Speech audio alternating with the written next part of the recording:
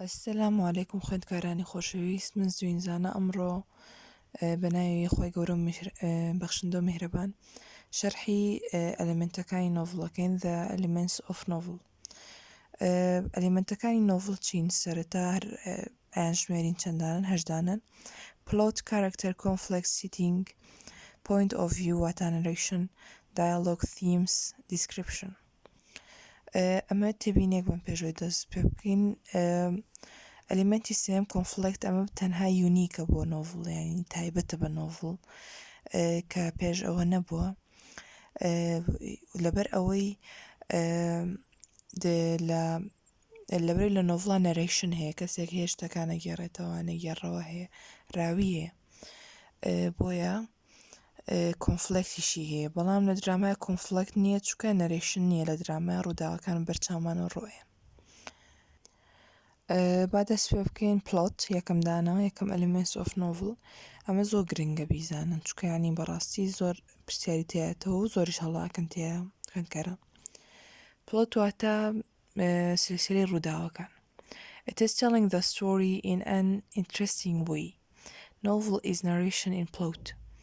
نۆڤڵ خۆی لە خۆیان نەریشنێکە in plot، واتە لە قطعەیە، ینی بە پارچە پارچەیە، بەڵام ئەر گێڕانەوەش نەریشنە، ئەگەڕێتەوانێت لە قطعەیە. پلۆت شتەکان بە شێوەیەکی ئینترێستە دەڵێن، بە شێوەیە کە سەرنجی خوێنەرە ڕابکێشە. ئەمە ستۆری ڤێرس پلۆت، جیاوازی چێ بینی ستۆریەک و پلۆتێکە. بۆ نمونە The king died and then the queen died. پاشا مرد و پاشان شاژن مرد. آخر ئەمە چۆن مردن، ئەمە چی بوو، ئەمە هیچ تێنەگەیشتی، معلوماتمان وەرگرت کە دوای ئەوەی کە کینگەکە مرد کوینەکەش مرد. بەڵام پلۆت The king died and then the queen died of grave. پاشا مرد و شاژنیش مرد لە داخە. ئیتر ئەوان پلۆتە هەر لە خۆ تۆ سەرنج زیاتر ڕاکێشە، چکە هۆکارەکە یایتەوە، وەڵامی پرسیارێکی یایتەوە کە بۆچی شاژن مرد لە دوای ئەوە، ئەرێ کوژرا، پی لە خەفەتا مرد، لە خۆشییان مردی تر ئەبێ ئەوە بزانین. پلۆت ئەومان پێڵە. Story is narrative sequence of events. جیاوازی چیە بینی ستۆری و نۆڤڵ؟ خۆ ستۆریش a narrative sequence of events and their development from A to B to C. Story has beginning, middle and end. When reading a story we wonder and then. ئەحداسەکان لە ستۆریە چونکە پلۆتیتیانە پلۆت نییە، شتەکان یەکسەر بە دوای یەکتریا ڕوئات بە شێوەیەکی ئاسایی، ینی ئەحداسەکان هەر کاتێکی خوێنی تۆ دەی دوای ئەمە چی ڕوات، دەی دوای ئەمە چی ڕوات. بەڵام لە پلۆتا بۆ نمونە لە ئاخر ڕووداوە یەکسەرێتە سەر یەکەم ڕووداو، یان لە یەکەم ڕووداوە یەکەم ڕوودا و ئاخر ڕووداوە پیشانە، دواتر ئەچاچە سەر ڕووداوی دووەم و سێم، دواتر لە سێمە شەشەم ڕووداو پیشانە، ئینجا پێنجەم ڕووداو، چونکە تۆیت لە مەشی خۆتا پرسیاری زۆر دروستە بێ. بەڵام لە ستۆریە جەنهاڵی what next, what then and then، دەی دوای ئەمە چی ڕوات، دوای ئەمە چی ڕوات، دوای ئەمە چی ڕوات. بەڵام پلۆت in the way an author واتە نووسەرەکە، مؤەلیفەکە، creates an organized chain of events in a narrative.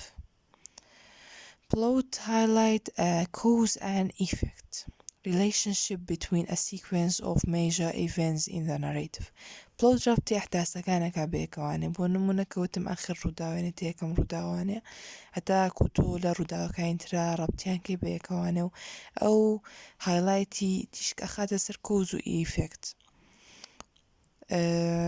When evaluating a plot we ask why. کەواتە جیاوازەکەی ستۆری و پلۆت چی بوو؟ ستۆری دایماڵێن and then، یان what next، what then. بەڵام لەناو پلۆتە ئەڵێی why، شتەکە ڕوئەیە لە بەردەمتا و نازانین بۆ چی ڕۆیاوە، و دواتر کە متابعەی ئەەکەی اینجا بۆ دەرەکەوێت کە چی ڕوویاوە. Novel is a short story telling in plot. یان ئیڤڵ وشواتە هەڵسەنگاندن، تۆ کاتێک هەڵسەنگاندنێکی بۆ پلۆتێکە لە مێشی خۆتا بۆچی. evaluate هەڵسەنگاندن. Plot is the heartbeat of story کەواتە بەڵێ plot ترپەی دڵی ستۆریە واتە ستۆریێک پلۆتی تیانە بێ خۆش نییە ستۆری نیە interested نییە. Plot development equals a better story. Plot گەشە ئايات بە ستۆریەکە تاکو ستۆریکی باشتر دەرچێت. The same story can be repeated with change in the plot to create different stories. تۆ ئەتوانی هەمان چیرۆک بەڵام کە تەنها پلۆتەکانی بگۆڕی ستۆریەکی تر دەستکەوێ. Most novels develop multiple plots. These multiple plot lines are not necessarily all of the same importance. There can be a main plot line and one or more subplot line. لما رزني هەموو پلۆتەکان لەناو نۆڤڵە پلۆتی سەرەکی بن یا زۆر گرنگ بن یا زۆر زەخم بن لەوانەیە سەپلۆتیشمان هەبێ هەنێ دەڕهەن سەپلۆتن. اینجا پلۆت جارێ وازمە لێنایەنێ بێ elements of plot بزانین. ئەمە بۆ هەموو پلۆتێک ڕاستە. پلۆت بە exposition دەست پێکات لە سەرەتاوە کاتێک ئاوبڕێکیت expositionە دواتر ڕێک لە ئێرە حوبکەکە دروستە بێتە کۆنفلکتەکە دروستە بێت دواتر rising action ڕۆیە دواتر کلیمەکس ڕۆیە. کلیمەکس ینی سیراعەکە کە لە ئەو پەڕی سیراعەکەیە کلیمەکسەکەیە دواتر feeling action ڕۆیە وردە دواتر resolution کۆتایی پێت لێرە. مەبەست چیە لێرە ئەمە چەندەها جار دووبارە ئەبێتەوە لە هەموو ستۆریەک و نۆڤڵێک و هەر شتێک کە پلۆتی تیابێت چەند جار ئەمە دووبارە ئەبێتەوە ئەمە یەک جار نییە ڕووبە ئەمە چەند جارێک ڕۆیە. Exposition واتە introductionەکە لێرەیە. Setting is established. Characters and conflict are introduced. لێرەیە کارکتەر و کۆنفلکتەکان حبکەکە و کەسایەتیەکان باسەکرێن. Rising action, the conflict is further developing to arouse interested. The problem increases يعني لێرەیە کێشەکە دروستە بێ حوبکەکە دروستە بێ و لێرەیە زیاکە کێشەکە قورسترە بێ. Climax یان turning point ئەمە خاڵی گۆڕانکاریە. لە ئێرەیە خاڵی گۆڕانکاریمان هەیە کە گرنگە بزان climax واتە خاڵی گۆڕانکاری. Turning point, the conflicts get to its highest point of intensity. لێرە ئەو کێشەکەی تر لە ئەو پەڕیایەتی ینی highest point ئێرە بەرزترین خاڵە. The main character is forced to make a life altering decision. لێرە کارکتەرەکان ناچارە بن بۆ بڕیاردانی کۆمەڵێ بڕیار کە ژیانیان نەگۆڕە. Feeling action, the conflict start to be resolved. The problem decreases. لە rising action the problem is increase بەڵام لە feeling action the problem is decrease. Resolution یان denouement, the story is completely resolved. The story comes to an ending. ئیتر لێرەوانێ لە ئێرەوانەی تر بە تەواوەتی تر چیرۆکە بەرەو ئیند ئەڕوات پلۆتەکە بەرەو ئیند ئەڕوات نەک چیرۆکە هەمووی ئەمە دووبارە ئەبێتەوە چەند جار لە ستۆری نۆڤڵە. اینجا ئێستا ئینە سەر ئەلیمەنتی دووەمی نۆڤڵ characters کەسایەتیەکان شخصیاتەکان ئەکتەرەکان. Characters are the imaginary people whose story the novel is telling. کارکتەر ئەو کەسان کە چیرۆکەکە ئەگەڕنەوە و هێننەوەی کە شتێک بێ باس بکرێت. Characters are the building block of novel and we cannot have a story without them. Characters building block واتە بەردی بناغەی نۆڤڵن ئەمە گرنگە چکەنەوەک ئاگادار بن بە پرسیار بۆتان بێتەوانێ. And we cannot have a story without them. ناکرێت هیچ نۆڤڵێک هەبێت بەبێ یا ستۆریەک هەبێت بەبێ character. Characters could be human or non-human, animals or robots. کارکتەرەکان ئەکرێت animals بن یان robots بن یانی شەرت نییە هەر مرۆڤ بن لەوانێشتی بێگیانیش وەکو مرۆڤ دەرکەوێ. The central characters is often known as the protagonist or the leading characters who is in a conflict with the antagonist. واتە خۆی پرۆتۆگۆنیست واتە بەتەڵی ڕیوایەکە یان نۆڤڵەکە the hero. ئەنتۆگۆنیست واتە ئەوەی کە لە بەرامبەریەتی واتە پرۆتۆگۆنیست بەتەڵەکەی و شتە باشەکەی ئەنتەگۆنیست شتە خەسمەکەیەتی ئەوەی کە لە بەرامبەریەتی ڕکابەرەکەیتی. Types of character ئەمە زۆر گرنگە بیزانن. جۆرەکانی کاراکتەر شەشدانن: flat, round, dynamic, static, stock, foil. flat واتە ئەمە کەسێکی سەرەکی نانەت fully developed plays minor roles ڕۆڵی پچکۆلە ئەبینێ و ئەمە flaتی پێڵن flat character. round ئەمەیان سەرەکیە fully developed physically, socially, psychologically plays major roles زۆربەی ڕوڵەکان round characterێکە تەواو ئەگۆڕێت لە ڕووی فیزیکلیەوە.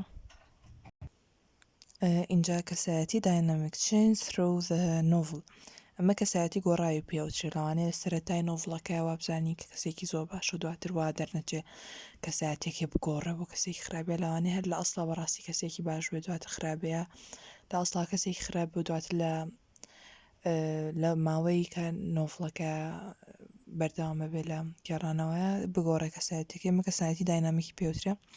static does not change through the novel ئەمە کەسانی بە شخصیەتی ژوان ڕێزمەیە بۆ ملک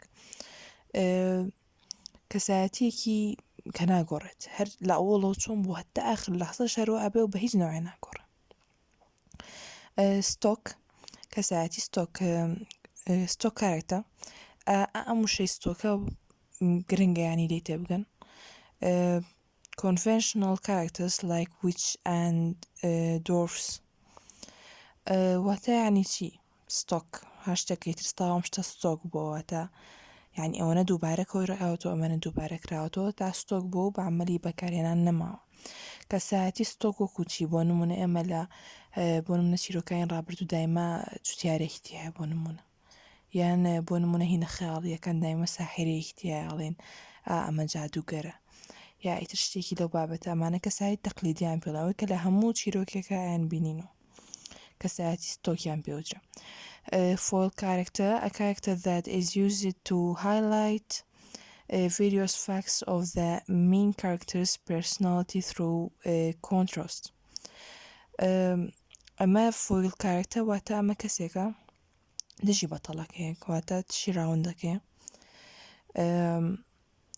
چۆن بڵێ opposite to the main character. کەسایەتێک تریش هەیە من خۆم زیام کردووە بەڵام گرنگی شەبیزانم بەڕاستی بەڵام با زیاتر باسی فۆڵ کارکتەر بکەن چونکە ئەم کۆنتراستیەکە کۆنتراست ینی عکسیەکاتەوە وەکو ئاوێنەیەەکە بۆی لە ڕێگەی خۆی هەموو شتێک لە دنیاە گەر هەر شتێک عکسەکەی بوونی نەبێ شتەکە خۆی مانای نامێنێ هەیج وشەیەک هەر کەسێک هەر شتێک لەم دنیا عکسەکەی بوونی نەبێ شتەکە خۆی مانای نامێنێ کەواتە ئەم فۆڵە تو کاتێکە کەسێکی زۆر باش ئەناسی دواتر کەسێکی زۆر خراپە ناسی بەهۆی زۆر خراپیم کەسە زۆر لەوانەیە کە کەسە زۆر باشەکە ناسی زۆر هەز ناکەی کانی ئەوەنە باش و زۆر بەلاتەوە مهم نەبێ بەڵام کەسێکی زۆر خراپە ناسی ئینجاڵێ ئەو چەند باش بوو یانی چونکە ئەو ئاوێنەی ڕەنگی ئەویایوانێ یعنی عکسی ئەوی دەرخست عکسی ئەوی کردەوەکو ئاوێنە. کەسایەتی ئۆمسکینتمان هەیە واتە ئەمە ئەو کەسەیە کە لە ناو چیرۆکەکە کە هەموو شتێکە زانێ هەموو ئەزانێت چی ڕوویا و چی ڕوئیا و لە ئێستا چی ڕوئیا و شتەکان ئەگەڕێتەوە و کەسایەتیەکان هەمویان ئەناسێ. Characterization how a writer make a character لە ڕێگەی characterization چۆن نووسەرێک کارکتەر دروستەکە لە ڕێگەی characterization و دروستیەکات لە ڕێگەی ئەم دوو خاڵەوە ڕاستەکە یەکەم خاڵەوەی کە characterization is the process by which the author reveals the personality of the characters ئەمە پرۆسەیەکە کە چۆن نووسەرەکە باسی کەسایەتی کارکتەرەکەکە. There are two types of characterization, direct and indirect. دوو جۆری characterization هەیە. یەکەم دایرکتە ڕاستەوخۆ، یەکەم دووەمدانش ئیندایرکتە بە شێوەیەکی ناڕاستەوخۆ. direct characterization مەبەستی لەوەیە is when the author tells the audience what the personality of the character is. Example, the patient boy and quiet girl were both at the game. مەبەست چیە لێرەیە لە ئەوەیە کە is when the author tells the audience what the personality of the characters. ئەوەیە کە بۆ نمونە نووسەرەکە خۆی ئەڵێ the patient boy لەگەڵ quiet girl خۆی تاوە پێناسەی کردن بۆ شێوەیە کارکترایزیشنێکی بۆ بۆی و گێڕەکە کرد. ئەگەر ناویشیان هەبووە کێشەی نەبوو. مەسەڵەن patient Sam and quiet Mary were both at the game. خۆتە کە بە شێوەیەکی ڕاستەوخۆ وەسفی کارکتەرەکەی کرد. بەڵام indirect characterization is when the author show things that reveal the personality of the character. ئەمەیە کە ئەکسەر ڕاستەوخۆ ناڵێ ئەم کوڕە یا ئەم کچەیە ئەم کەسایەتێکی بۆ شێوەیە. لە ڕێگەی چیە و پیشانتایەت کەسایەتی چۆن و کارکترایزیشنی بۆکە لە ڕێگەی ئاکشنەکەیانەوانێ. ئاکشنەکەی ئەو یان کۆڤەرزیشنەکەیان سیمبڵ و ئیمەیجزەکە. بۆ نمونە کاتێکە شتێک ئەکات اینجا بۆمان دەرەکەی ئەم کەسە ڕاستگۆیەیە مەسەم کەسە خراپ هەیە ئەم کەسە چاکە لە ڕێگەی ئەکشنەکانەوە کارکترایزیشنەکەیان لە ڕێگەی کۆنڤەرزیشنەکان کۆنڤەرزیشنە دروستەکە لە بینی دوو کەسە تاکو کەسایەتیان دەرخات یان لە ڕێگەی سیمبڵ و ئیمەیجسەکانیانەوانە ڕسمێکی جوانیان بۆ دانەیە خودت ڕەمزێکی جوانیان بۆ دانەیە بۆ شێوەڵێ فلان کەس ڕەمزە بۆ ئەوە. گرنگە ئەو سێ خاڵە بزانی کە لە ڕێگەی ئاکشن و کۆنڤەرزیشن و سیمبڵ و ئیمەیجس symbol or images کارکترایزیشنی ئیندایرکت ئەکرێ. اینجا یەنە سەر خاڵی سێم ئەلیمنت لە نۆڤڵ کە کۆنفلێکتە. Conflict چییە؟ The struggle between opposing forces in the story. Conflict provides interest and suspense. ئەو سراعەیە کە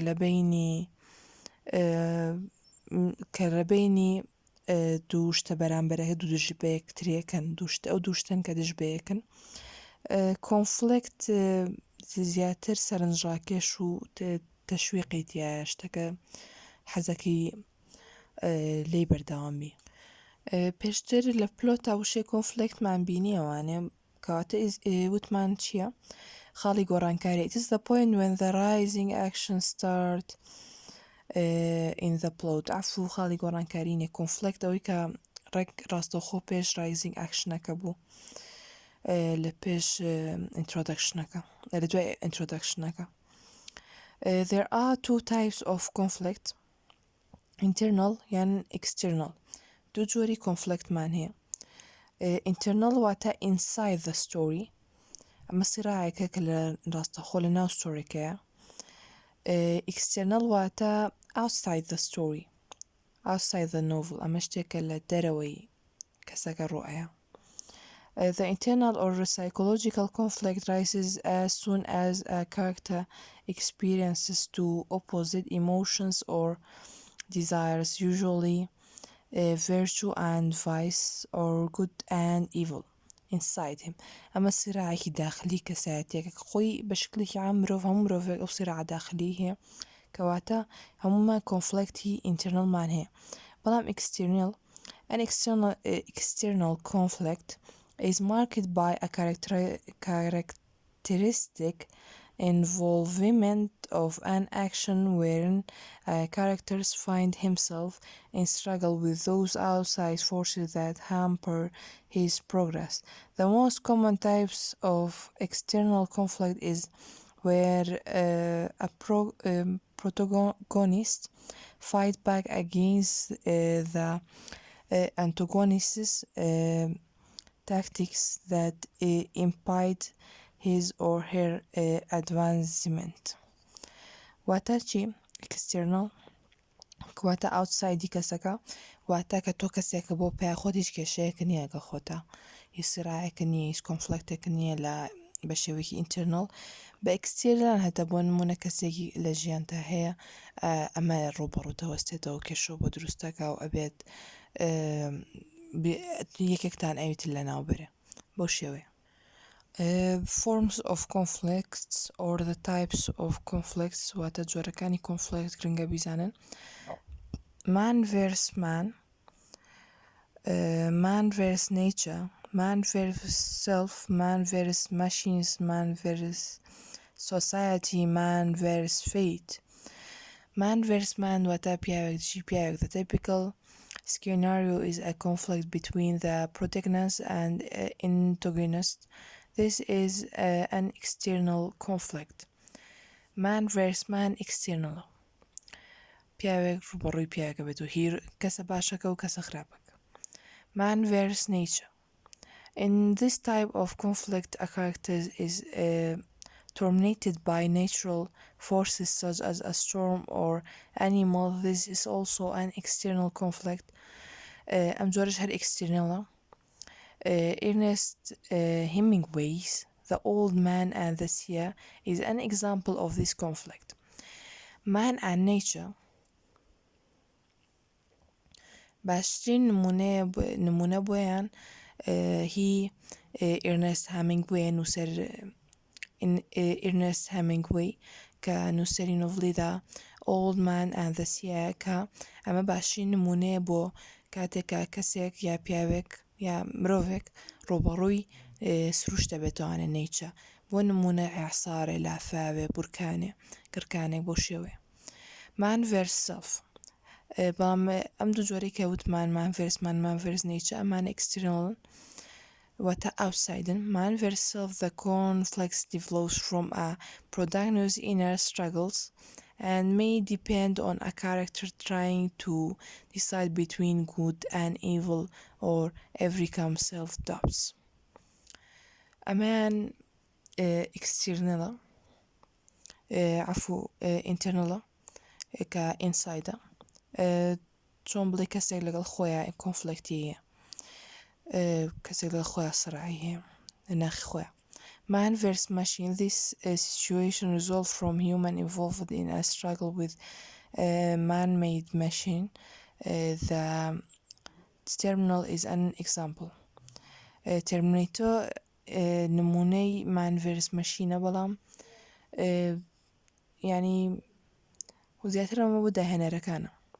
Man versus society. In this type of conflict, a character must take on society itself and not a single person. The character stands at odds with societal norms and realizes the necessity to work against these norms. ئەمان کەسێکە و دەژی کۆمەڵگایە بیرروڕایەکی جیاوازی و سراعی لەگەڵ کۆمەڵگایە. Man versus fate واتە کەسێک دژی قەدەر ئەو شتانێک کە لە دەرەوەی دەسەڵاتی خۆمانە. This situation results from a protagonist working against what has been foretold for the person. While this conflict was more prevalent in stories where gods could control fate, such as in ancient Greek dramas, there are still examples of these types of conflict in more contemporary literature. ئەم جۆرەی کۆتایی Man versus Fate ئەمە زۆر لە ڕابردووە لە یۆنانیەکان هەبوو ئێستاش هەیە کە بۆ نمونە ئەوان لە میثۆلۆجیایە بۆ نمونە کەسانێکی وەکو خوا ڕەبتی دەوری ئەبینی ڕۆڵ دەبینی لەم ئەدەبانەیە کچکە خوا کۆنترۆڵی قەدەر ئەکات. ئەلیمەنتی چوارەم بۆ نۆڤڵ سێتینگە. Setting is when time and where place a novel takes place. Setting is when and where a novel takes place. واتە کات و شوێنە setting. It could be a clear setting or it could be unidentified or fictional. ئەکرێت لە نۆڤڵە settingێک هەبێت زۆر سپێسیفیک بێ و زۆر وازەح بێ کلیر بێ بەڵام ئەشکرێت کە خەیاڵی بێت یان شتێکی کە عەقڵ وەڵی ناگرێ. The setting of novel may be Germany during the WWII as a spaceship, a place in a parallel universe, or some prehistoric time and place that never actually existed. ئەلیمنتی پێنجەم ئەمە بابەتێکی درو درێژ ئازانم بەڵام ئەوێ بەرداوام بین. Point of view واتە narration. سێ جۆی narrationمان هەیە بەڵام جارێ با بزانین narrative خۆی چیە. Narrative point of view is the position or vantage point from which the events of a story seems to be observed and presented to us. The Oxford Dictionary of Literature Terms. ئەمە لە ڕێگەی لەلایەن ئەم پێناسەیە Oxford Dictionary بۆی کردین. The person who tells the story is called a narrator and it is of many types and subtypes. Main types مان هەیە چەند جۆرێکی سەرەکی narrationمان هەیە واتکو first person و second person و third person کە ئۆمنیستیکیشیان پێ وترێ کە پێشتر باسم کرد. ئەکرێت سەبتایپیشمان هەبێت لاوەکی یا سانەوی. First person use pronouns I or we and maybe a major or minor characters in the story.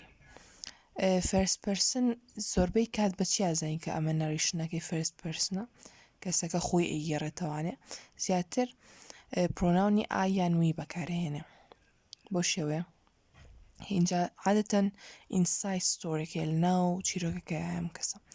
Second person use pronouns you and makes the reader part of the story.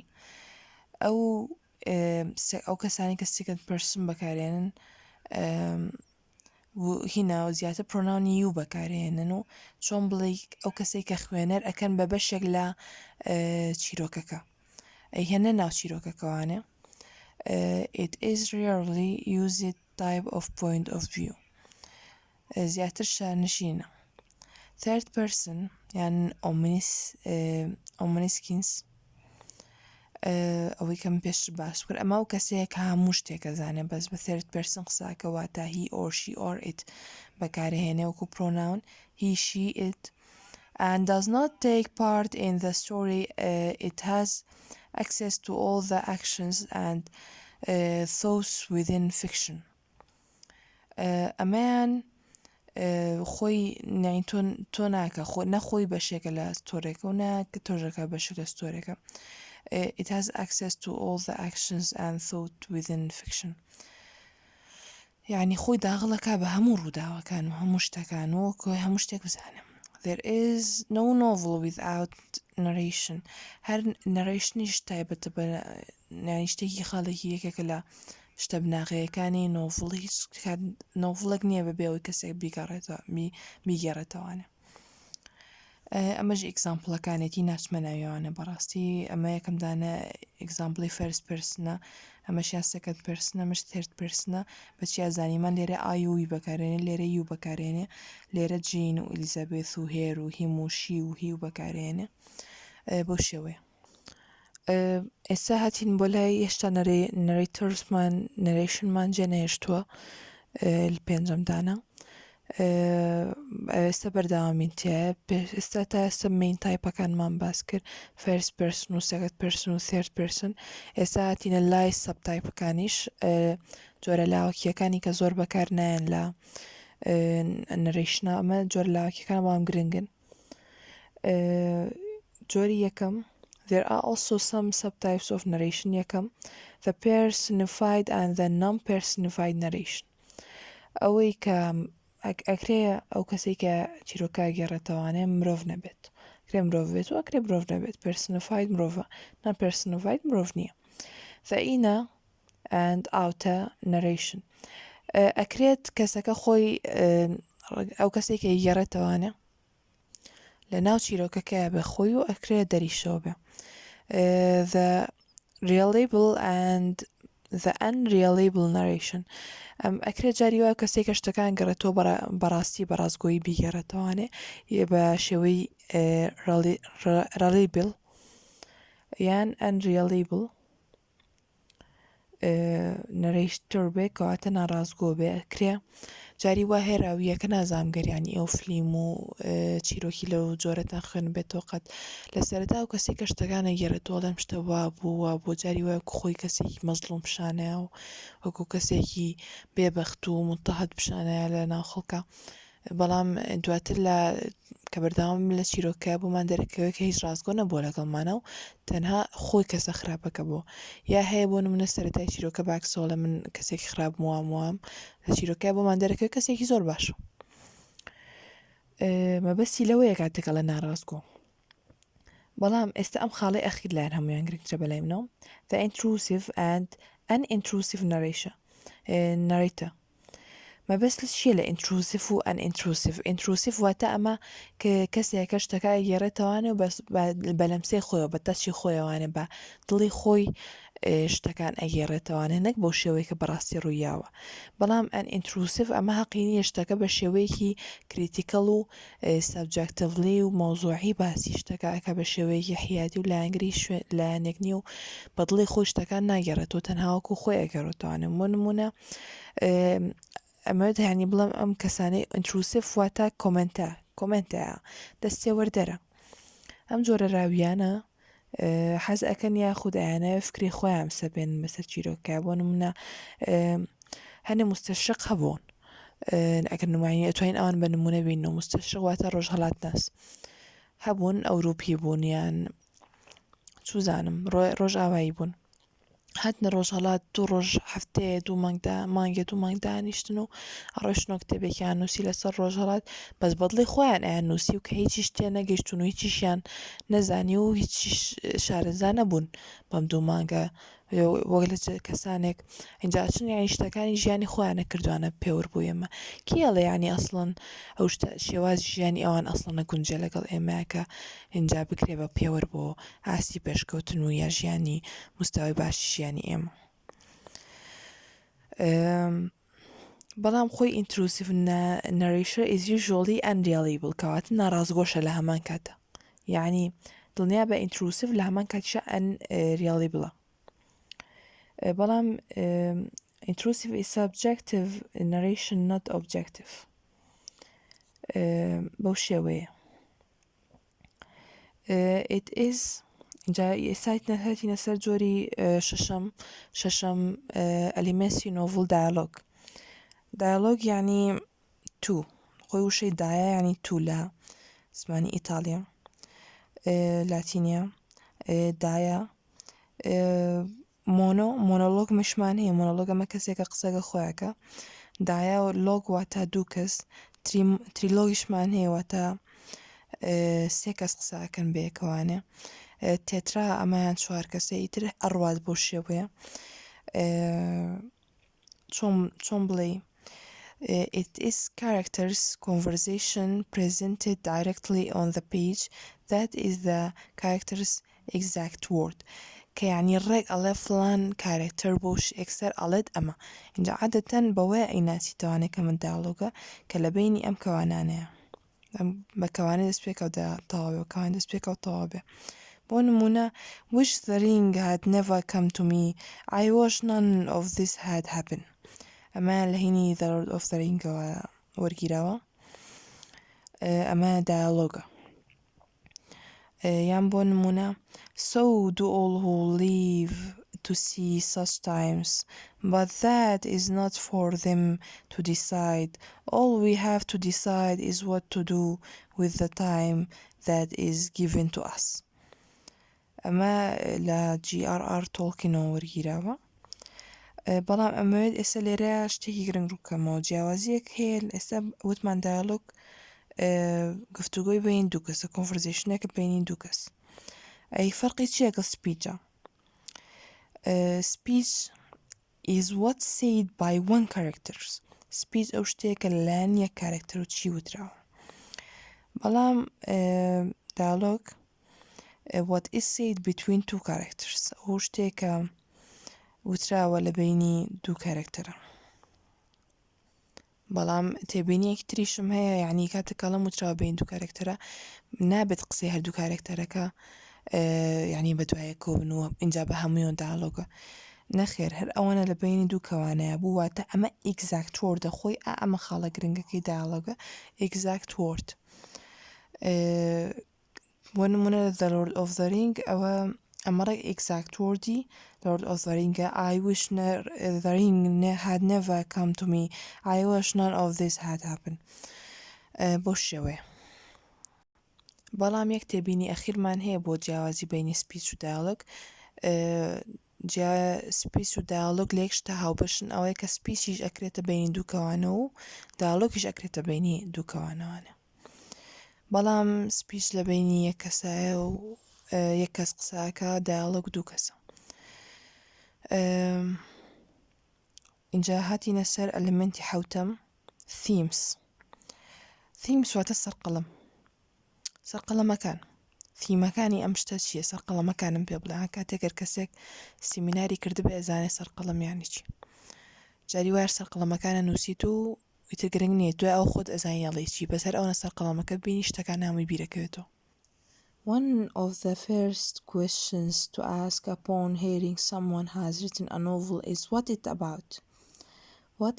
about or what is the point یەکسەر یانی تۆ بۆ نمونە من ئێستا چی بۆ لای برادەرێکە نای حەلاوە بۆ نمونە پێ ئەڵێ تۆش ناو فاتێ پێت ئەڵێ فاتە گیان چی و کردووەڵێ وڵا نۆڤڵێکم نووسیوە ئەڵێ عاقل باسی شیەکە تاوەکسی خۆدا نانیشی تۆش بە تەفاسیلە بۆی باسکی ئەڵێ باسی چوزانم باسی شەڕی بینی من و خزمێکمانەکە چوزانم یان من و مێردەکەم ئیتر شتێکی لەو بابەتە بەڵام ئیتر یەکسەر ئەوە پرسیارەکەیە بەڵام تۆ ئەبەست تیمەکانی پێ بڵێ واتە سەرقەڵەمەکانی پێ بڵێ ناکرێت بچێت تەفاسیلەوانێکی نا گەر بچێت تەفاسیلەوە کتێبەکەی بەرەتەوە theme is a common or main idea فکرە سەرەکیەکەیە that is repeated through a novel کە هەر دووبارە ئەبێتەوانە لەن کات during the novel لە مدەی نۆڤڵەکە کە چکە ئەو پوینتەکەیە کە ئەیانە پێی بکەن The theme of a novel or story is the major message that organizes the interwork. Theme is of two types, major and minor themes. دوو جۆر theme هەیە major و minor. Major themes is an idea that writer repeats in a novel, making it the most significant idea in the work. Major themes واتە ئەمە خۆی پەیامە سەرەکی ترین پەیامە لەم چیرۆکە major themeەکە بەڵام minor theme یعنی ئەو خۆی major themeێکی داناوە ئەڵێ من ئەمەوێت ئەمە بگە بە خوێنەرەکان بەڵام لە درێت لە مەمودەی ئەم نۆڤڵەیە کۆمەڵی تیمی پچکۆلە شتی پچکۆلەی تریش بگەێنێ هەر لە پێناو شتە گەورەکە بەڵام شتە بچووکەکانیش ئەبێت هەبن refers to an idea that appears in a work briefly giving way to another minor themes and sometimes support the major theme.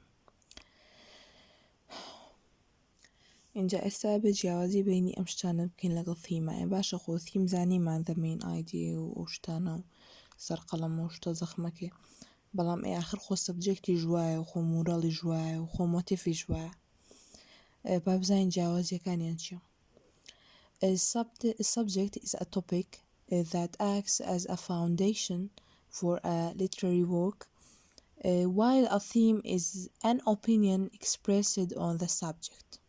For example, a writer may choose a subject of war for the story, and the theme may be his personal opinion that war is a cause of humanity.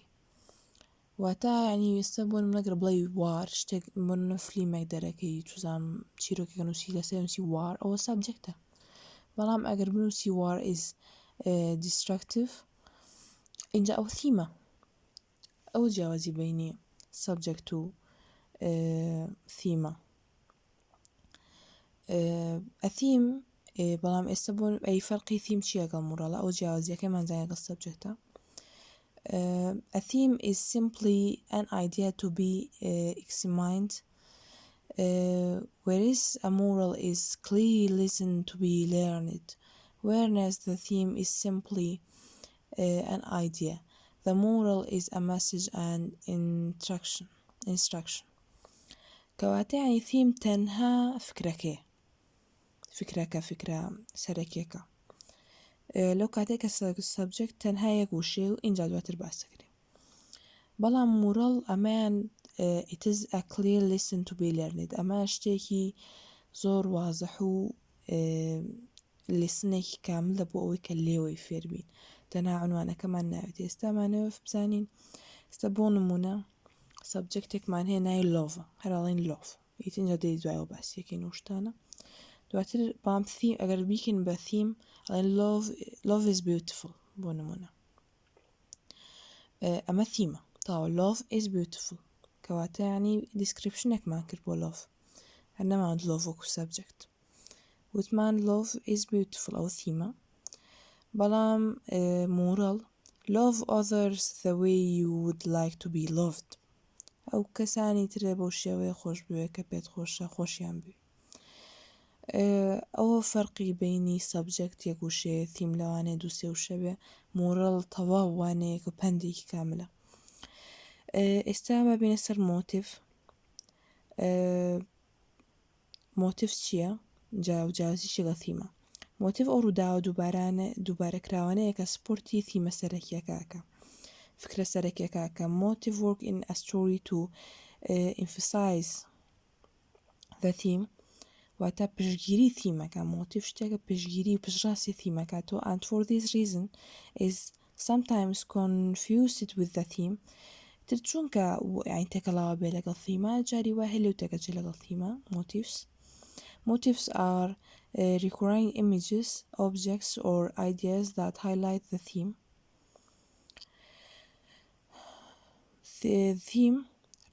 regret motive ئێستا بۆ نمونە ثیمێکمان هەیە regret پەشیمانی motivesەکە ئەگەر هەر ئەوە بیکەین ئەو شێ بکەین motives ئەڵێن a man is struggling with regrets throughout a story motives like dark dreams repetitive thoughts and darks يعني ئێستا بۆ نمونە ثیمەکەی ئێمە سەرقەڵەمەکەی ئێمە regretە واتە پەشیمانی بەڵام ئەگەر مۆتیف چیە پشگیری ثیمەکەت ئەڵێ پشگیری چیەکە چۆن بۆ نمونە ئێستا ثیمێکی وەکو ریگریت پەشیمانی چۆن پشگیریەکەین لە ڕێگەی کۆمەڵە بیرکردنەوەی ڕەش و ڕەشبینی و مودێکی خراپ و شتانێک بۆ نمونە خەوی ترسناک و یان ڕووداوی سروشتی ترسناک و خراپ و کە چۆن بڵێ نەگەتیڤ وەکو پەشیمانی Where the theme is a larger idea, the motive are smaller elements of a story which repeat in order to reflect that idea. ئەڵێ لەو کاتێک کە ثیم کە فکرە گەورەکەی ستۆریەکەیان نۆڤڵەکە مۆتیڤ بچووکترین ئەلەمنتە لە ستۆریەک لە چیرۆکێک کە هەر دووبارە ئەبێتەوانێت لە پێناو دەرخستنی فکرە سەرەکیەکە کە ثیمەکەیە هیوادارم ئێستا ئەو جیاوازیانەتان زانە بێت چونکە گرنگە و یەتەوە لە ئیمتیحان و دواتر ئەبێ ئەم شتانە هەر هەمووی تەطبیقیان بەسەر ئەو نۆڤڵانەی کە دواتر ئەیان خوێنین وەکو ڕۆبنسن کروزۆ و گولیڤەر ستراڤل و پامێلا ئۆڤێرچۆریۆرد لەگەڵ فرانکستاین ئەلیمنتی هەشتام و ئاخر ئەلیمنت description is presented through narration وەستفکردنەکان لە ڕێگەی نەریشنەوە نەگەڕانەوەکانەوە بۆمان دەرەکەوێ and it may be the description of a character's sin, feelings or action. Symbol and image play important roles in description in novel يعني مثلا علي she is beautiful like flower she is a flower تا ئەو کاتە من دیسکریپشنێکی ئەو کچەم کرد بۆ نمونە بۆ شێوەیان تەسەورێکم بۆی کرد هێر ئەو دەسەکەم بۆ وەسفکردنی قژی و دەموچای ئەو شتانە باڵای و ئەو شتانی تر ئەو کاتە تۆ من دیسکریپشنێکی تەوامیایتە دیسکریپشنەوە تا وەسفکردنێکی تەوامیایتێ سەر شتەکە symbols are of two main types دوو جۆری سەرەکی سیمبلمان هەیە public conventional symbols لەگەڵ private symbol public wata are widely recognized through a culture and sometimes even universally. Private symbol is one that an individual writer arbitrarily assigned a person meaning to. Images are related to taste, smell, touch, sound and seeing. بەڵام images چییە؟ ئێستا بۆ باسی سیمبلمان کردمان دوو جۆری هەیە و بۆ شێوەیە بەڵام images چییە؟ are related to taste, smell, touch, sound and seeing.